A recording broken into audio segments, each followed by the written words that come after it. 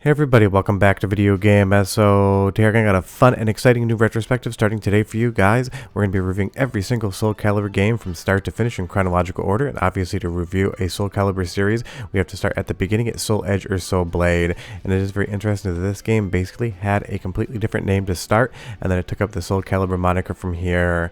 Before we get too far involved though, do me a huge favor down below, hit like and subscribe and ring that notification bell, definitely helps us out. If you feel so inclined and want to support the channel, I got a Patreon link down below as well. But I've been playing the Soul Calibur franchise since I was a kid. I remember getting this game around Christmas time on my PlayStation 1 and absolutely falling in love with it after seeing it in arcades.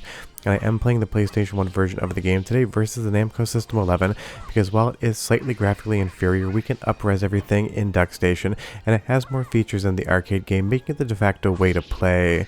But it's wild to think at this point in time there weren't that many 3D fighting games on the market. You had Dead or Alive, you had Virtual Fighter, you had Tekken, you had stuff like Battle Arena Toshinden, but this was basically a new concept. The weapons-based fighter was not around all that much, so Namco with Tekken basically brought over a brand new franchise. We're playing it today ever since, and honestly they absolutely nailed it out of the gate with the first entry. If you play it on a CRT television, the PlayStation 1 original visuals look great, but I think in DuckStation it really does help this game age a little bit better than it would if you just went on software rendering mode. But this was basically the counterpoint to something like Tekken, Virtual Fighter, or Dead or Alive. Sure, Sega had something like Last Bronx that did have weapons, but that definitely just felt like Virtual Fighter with different characters bringing different weapons to the party, where in Soul Edge or Soul Blade, the weapons really do feel like they're designed from the ground up to be a different type of fight.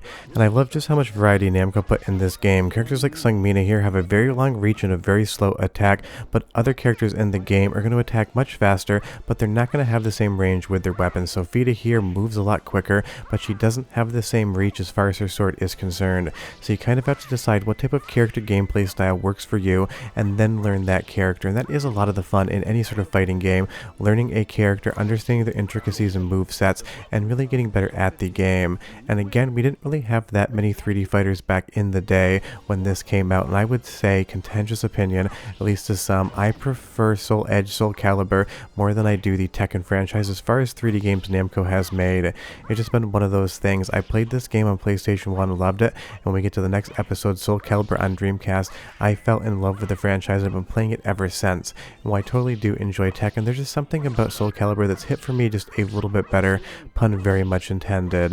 But that's always the fun thing when a developer makes two different franchises in the same genre. You really can weigh them against one another, Tekken versus Soul Edge here, and get a sense of what is similar and what is different. And I would say as far as inspiration is concerned, there definitely is a lot of Dead or Alive in here, there's definitely a lot of Virtual Fighter, and there's definitely a lot of Tekken, which is a great trifecta. If you're going to compare a game to anything, those three titles as some inspiration, at least the way I see it, is a ton of fun, and it works as its brand new franchise. And you'll see there I did get a ring out win. That's been a staple of the Soul Calibur franchise since the beginning. But as we move on and grab Mitsuki here, every single character has his own play style, and that really makes this game that much more deep and fun. And I would say balance wise, it is relatively good as well. The arcade version definitely is the harder of the two. The PlayStation feels a little bit easier coming to home consoles, and again, it is a spectacular port because I feel like most people have played this on PlayStation 1, but maybe not many people have actually seen it on an arcade board or cabinet. So leave me a comment down below and you tell me, the first time you played Soul Edge, was it in arcades or was it at home? I'm going to guess that 9 out of 10 of you are going to say PlayStation 1. But even from the beginning of this franchise, the style and substance was there. All of the characters have such interesting clothing and animations, and it definitely had a little bit of that thirst factor added in off the first release that they've been pushing in the franchise ever since. But the best part is it's just married to such a good fighting game engine. The moves are responsive, the movesets are deep, there's so many different ways to take on a fight. You can either rush in and try to absolutely destroy your opponent, or you can kind of hang back and try to get some more of those big sweeping throws or moves in to try to knock down that life bar as much as possible. You have grabs and grapples, pretty much everything that Tekken would have, except now you have weapons. And of course, because this is a Namco game, you know full well the soundtrack is absolutely spectacular, so go ahead and listen for 45 seconds, and I'll come back and tell you more about the game. Final battle. Fight.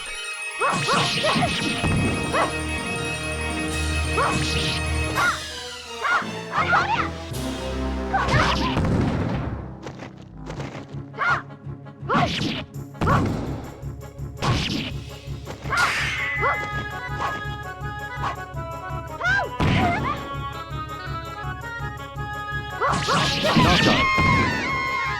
The grueling battle ended with the victory of Taki. You win!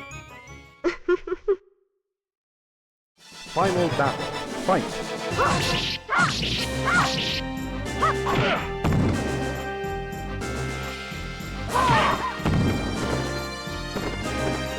Just absolutely outstanding sound effects, music, and everything else audio-wise just works in this game. What I really do love about Soul Edge and Soul Calibur is just how much lore they pack into each release.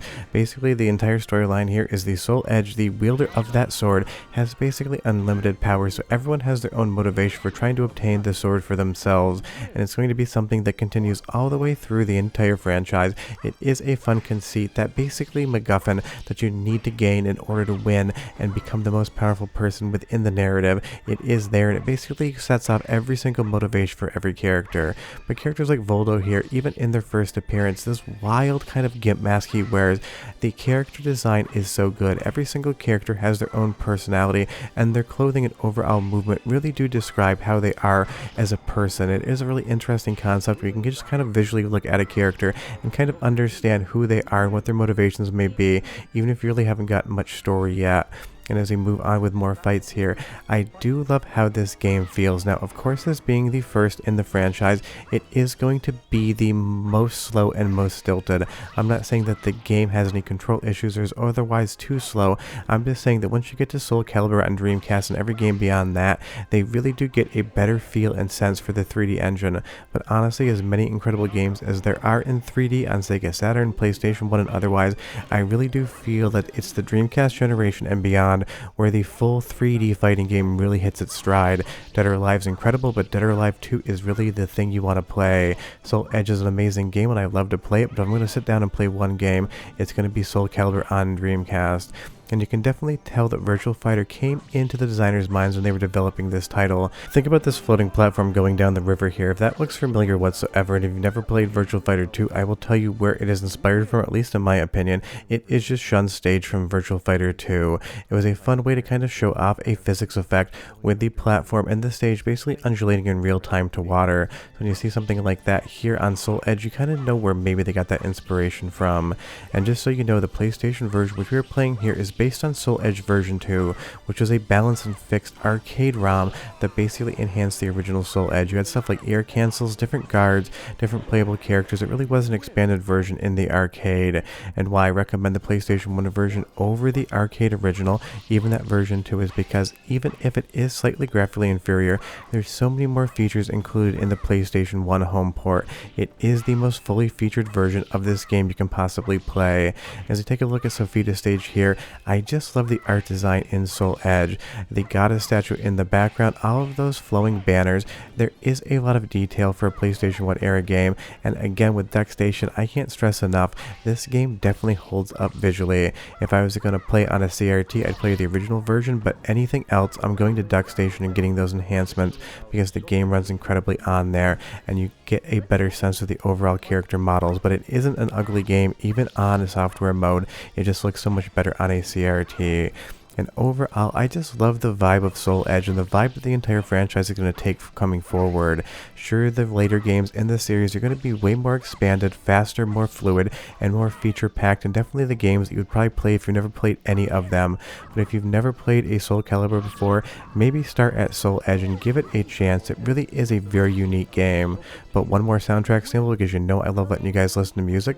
30 seconds and I'll be back to show you how the game ends and talk about where the franchise and this retrospective is going in the future. But enjoy.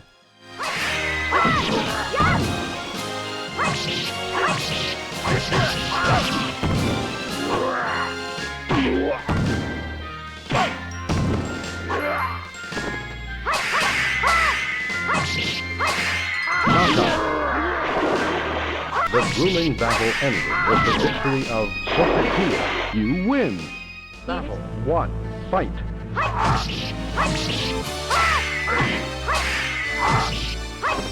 Just outstanding music, and I love how dramatic and swelling it gets. It has that kind of fantasy vibe and orchestral sound that really does build up the intensity. I think that's what Soul Edge does so well, and the rest of the franchise is going to do even better. It just feels like an epic battle. All of the different characters, all of the weapons and different ways you can attack with them, and the fact that we were really used to playing stuff like Dead or Alive, Virtual Fighter, or Tekken, where you had no weapon whatsoever. There was definitely a place in gaming for a weapons-based 3D fighter like Soul Edge, and I'm so glad Namco made it because it didn't just give us an incredible PlayStation 1 and PlayStation 1 arcade game.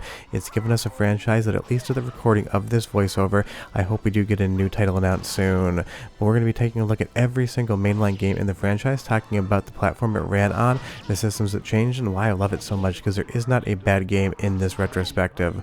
But we're done. I'll see you next time. Bye-bye.